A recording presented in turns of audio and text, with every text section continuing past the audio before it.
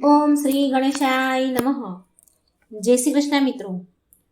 ગુરુ પૂર્ણિમાની તમને બધાને હાર્દિક શુભકામના. ગુરુ બ્રહ્મા ગુરુ વિષ્ણુ ગુરુ દેવ મહેશ્વર ગુરુ સાક્ષાત પરમ બ્રહ્મા તસ્મૈ શ્રી ગુરુ વે નમઃ. મિત્રો, આજે ગુરુ પૂર્ણિમા નિમિત્તે આપણે ગુરુ શિષ્યની ગુરુજીની વાર્તા સાંભળીશું. સાચી વાર્તા છે, સાચી શીખ. દરેક વાર્તા કથા કંઈક ને કંઈક શિક્ષા આપીને જાય છે. તો ચાલો આપણે સાંભળીએ આજની આ વાર્તા શું કહે છે, શું શીખ આપે છે આપણને. એક સમયની વાત છે. એક જંગલમાં એક ગુરુનું આશ્રમ હતું. આશ્રમ બહુ રમણીય અને સુંદર હતું અને મનને શાંતિ પ્રદાન કરનારું હતું. અને એ આશ્રમના સાધુ મહાત્માઓ એ આશ્રમમાં એમના શિષ્યોને વિવિધ વિષયો ઉપર શિક્ષા પ્રદાન કરતા હતા. બધા જ વિદ્યાર્થીએ સાધુ મહાત્માની બહુ ઇજ્જત સન્માન કરતા હતા. સાધુઓને, મહાત્માને, ગુરુદેવોને બહુ માન આપતા હતા અને એ મહાત્માની ચર્ચા દૂર દૂર સુધી ફેલાયેલી હતી. એકવાર બે યુવક તે સાધુ મહાત્મા પાસે આવ્યા અને એમના શિષ્ય બનવાની ઈચ્છા વ્યક્ત કરી. તે યુવકો સારા કુળના અને સારા પરિવારથી હતા અને એ બંને મહાત્માનું સત્સંગ સાંભળીને તેમની પાસે શિક્ષા મેળવવા હેતુથી આશ્રમમાં આવ્યા. ગુરુદેવે વિચાર્યું કે આ બંનેને શિષ્ય બનાવતા પહેલા એમને નાની એવી કસોટી, એક પરીક્ષા લેવી જોઈએ અને એમણે એ બંને યુવકોને આશ્રમના એક રૂમમાં 2 માટીના કબૂતર લાવવાનું કહ્યું. બંને કબૂતર બહુ સુંદર હતા, માટીના હતા તથા એના ઉપર વિશિષ્ટ પ્રકારની કલાકારી કરી હતી અને એ કબૂતર બહુ ચમકી રહ્યા હતા. મહાત્માએ એક એક કબૂતર બંનેના હાથમાં આપ્યા અને મહાત્માએ કહ્યું કે તમારે તમારા હાથમાં આપેલા કબૂતરનું ગરદન તોડવાની છે. તો એ યુવક બોલ્યા કે આ તો બહુ સહેલું કામ છે, આનાથી શું શિક્ષા મળશે આપણને? આનાથી ગુરુજી આપણી શું પરીક્ષા લેશે?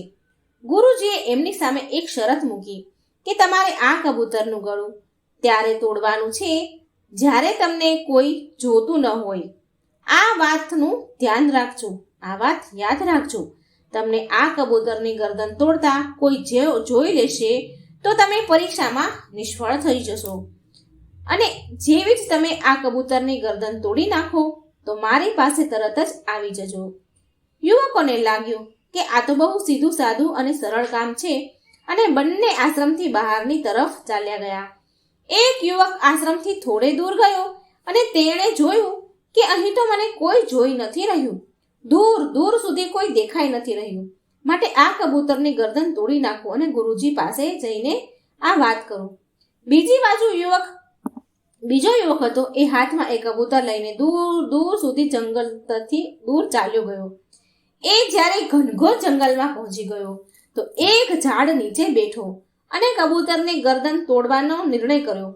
પરંતુ જેવો જે ગરદન તોડવા જાય છે તો એની નજર એક ઝાડ પર બેઠેલા પક્ષી પર પડી. એણે વિચાર્યું કે જો હું અહીં ડોક કબૂતરની તોડીશ તો આ પક્ષી મને જોઈ રહ્યું છે, મારે કોઈ બીજો રસ્તો અપનાવવો પડશે. આમ વિચારીને એ યુવક પાસેની જે ઝાડીઓ હતી, ત્યાં જંગલમાં પાસે ઝાડીઓ હતી એમાં પહોંચી ગયો અને ત્યાં છુપાઈ ગયો અને લાગ્યું કે અહીં ઝાડીઓની વચ્ચે મને કોઈ જોઈ નથી રહ્યું, હું ગુરુજીનું આપેલું કામ પૂરું કરી દઈશ. તેણે જોયું કે ઝાડીઓમાં નાના નાના જીવજંતુઓ, કીડા, પતંગિયા અને માખીઓ હતી તો એ પણ એને જોઈ રહી હતી.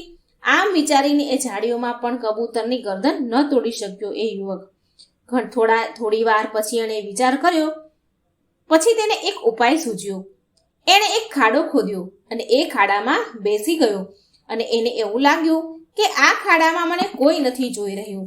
તો એણે એ કબૂતરની કલાકીર્તિ એટલે કે કબૂતરની ગરદન તોડવાનો નિર્ણય કર્યો. પરંતુ એને વિચાર આવ્યો કે જો હું આની ગરદન તોડી નાખીશ તો આ કબૂતરમાં જે આંખો બનેલી છે એ મને જુએ છે. અને આમ વિચારીને એણે એ કબૂતર ઉપર એક કપડું નાખી દીધું, એને આંખે કપડું બાંધી દીધું અને જેવો જે કબૂતરની ગરદન તોડવા ગયો તો એને ખ્યાલ આવ્યો, એને વિચાર આવ્યો કે મારી આંખો તો મને જોઈ જ રહી છે ને, આ કબૂતરની ગરદન તોડતા તો એણે એની આંખો બંધ કરી લીધી. એને એવું લાગ્યું કે મારી આંખો જોઈ રહી છે તો એણે પોતાની આંખો પણ બંધ કરી દીધી. હવે એ યુવકને કબૂતરની આંખો ના તો કબૂતરની આંખો દેખાતી હતી કે ના એની ખુદની આંખો એને જોઈ રહી હતી. અને પછી એ જેવો જ ગરદન તોડવા જાય છે તો માનો કે એના અંદરથી અવાજ આવ્યો કે અરે, હું તો જોઈ રહ્યો છું. અને એ જ અવાજ તેના હૃદયનો હતો. હવે એ યુવક પૂરી રીતે સમજી ગયો હતો કે ગુરુજીની આ પરીક્ષા કઈ શિક્ષા તરફ ઈશારો કરી રહી છે. એ યુવક કબૂતરને લઈને ગુરુજી પાસે આવ્યો અને કહ્યું કે ક્ષમા કરો ગુરુજી, હું તમારી દીધેલી પરીક્ષામાં પાર ન કરી શક્યો, હું પૂરી ન કરી શક્યો, કેમ કે હરેક સમયે કોઈક ને કોઈક મને જોઈ જ રહ્યું હતું. અંતમાં મને આભાસ થયો કે જો બહારની દુનિયા મને નથી જોઈ રહી તો મારી અંદર બેઠેલી અંતર આત્મા તો મને હંમેશા જોઈ જ રહી છે. આ કારણથી ગુરુજી તમારી પરીક્ષામાં હું પાર ન ઉતર્યો. આ વાત માટે હું તમારી પાસે ખૂબ ખૂબ ક્ષમા માંગુ છું, મને માફ કરી દો. ગુરુજી બોલ્યા, હે નવયુવાન, તું આ કસોટીમાં અસફળ નહીં પણ પૂરી રીતે સફળ થયો છે. અને આ જ શિક્ષા હું આ પરીક્ષાના માધ્યમથી હું તમને બંનેને આપવા માંગતો હતો. દરેક મનુષ્યને એ યાદ રાખવું જોઈએ કે આપણી દરેક ક્રિયા અને કર્મ પર પરમાત્માની નજર છે.